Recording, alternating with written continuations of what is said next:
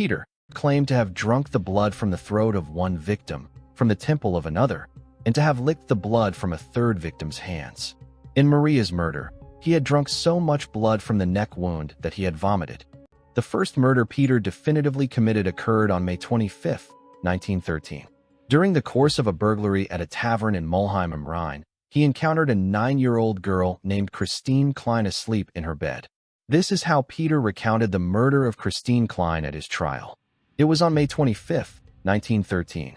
I had been stealing, specializing in public bars or inns where the owners lived on the floor above. In a room above an inn at Mulheim, I discovered a child of about 10 asleep.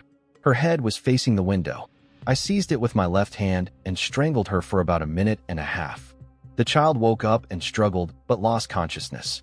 I had a small but sharp pocket knife with me, and I held the child's head and cut her throat. I heard the blood spurt and drip on the mat beside the bed. It spurted in an arch, right over my hand. The whole thing lasted about 3 minutes.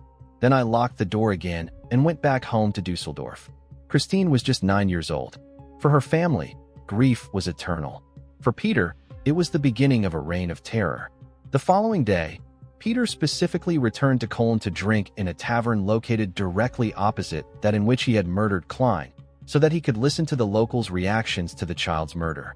He later recollected to investigators that he derived an extreme sense of gratification from the general disgust, repulsion, and outrage he had heard in the patrons' conversations. Moreover, in the weeks following Klein's funeral, Peter occasionally traveled to Mulheim am Rhein to visit the child's grave, adding that when he handled the soil covering the grave, he spontaneously ejaculated.